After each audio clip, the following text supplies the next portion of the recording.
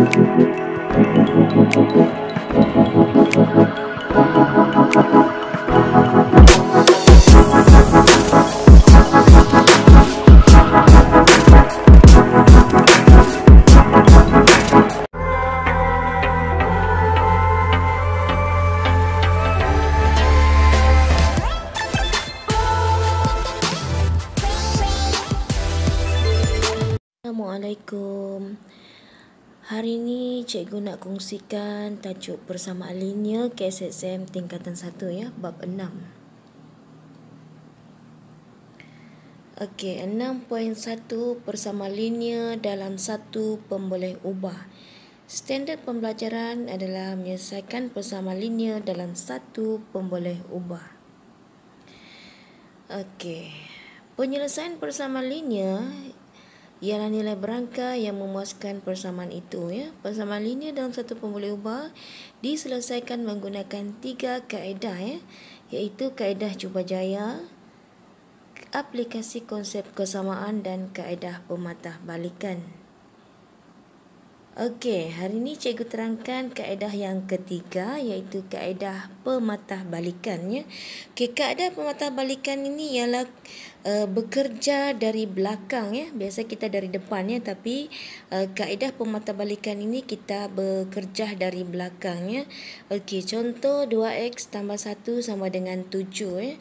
Katakan nilai awal ialah sama dengan x dan nilai akhir ialah 7. Senaraikan operasi matematik bermula daripada nilai x untuk menjadi 7 ya. Jadi x darab dengan 2, 2x-nya tambah 1 sama dengan 7.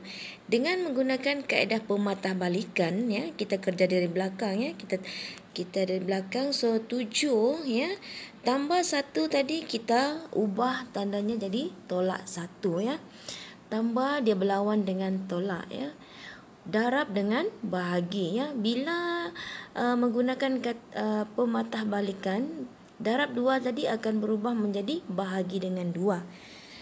Maka nilai x dapat ditentukan dengan menulis 7 tolak 1 sama dengan 6. Kemudian 6 bahagi dengan 2 sama dengan 3. Maka x sama dengan 3.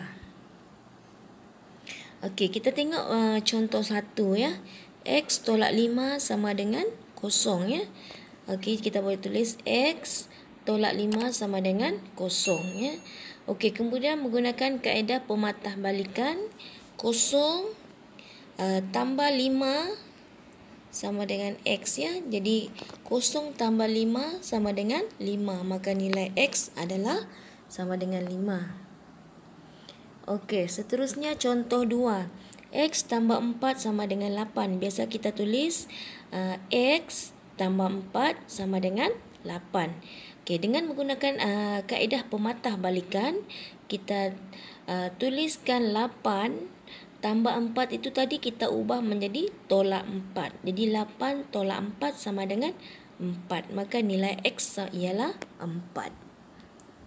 Seterusnya, contoh yang ketiga ya. 4x sama dengan 16 ya. Jadi x darab dengan 4 sama dengan 16 ya, yang biasa. Kemudian kita ubah guna kaedah pematahbalikan. Kita bekerja dari belakang. So 16 bahagi darab 4 tadi kita ubah jadi bahagi 4. So 16 bahagi 4 kita akan dapat jawapannya 4. Maka nilai x ialah 4. Okey, contoh 4. X per 6 sama dengan 2 ya. Kita boleh tulis x bahagi dengan 6 sama dengan 2. Okey, kita ubah menggunakan kaedah pematahbalikan. Kita kerja dari belakang. So kita mula dengan 2. 2 bahagi 6. Bahagi tadi lawannya darab. So kita tukar tanda jadi darab 6 sama dengan x. Jadi kita boleh tulis 2 darab 6 sama dengan 12. Maka nilai x sama dengan 12. Okey, seterusnya contoh yang terakhir. 2x tambah 13 per 5 sama dengan 7. Kita boleh tuliskan x darab dengan 2. Kemudian tambah dengan 13 bahagi dengan 5 sama dengan 7. Okey, kita guna kaedah pematah balikan. Kita bekerja dari belakang. So, kita mula dengan 7. Bahagi 5 kita ubah dengan darab 5 ya. Darab 5. Kemudian tolak 13 bahagi dengan 2 ya. Mesti ingat di sini ya. Bahagi lawannya darab. Tambah lawannya tolak ya. Jadi bila kita gunakan konsep pematah balikan, tanda itu haruslah diubah ya. Jadi 7 darab 5 ya. Bahagi 5 itu akan diubah tanda jadi darab 5. Tambah 13 kita ubah jadi tolak 13. Okey, darab 2 kita ubah jadi bahagi dengan 2 ya, baru dapat nilai X. Jadi kita boleh tulis 7 dari belakang ya. 7 darab 5 sama dengan 35. Kemudian 35 lagi tu kita tolak dengan 13, kita dapat 22.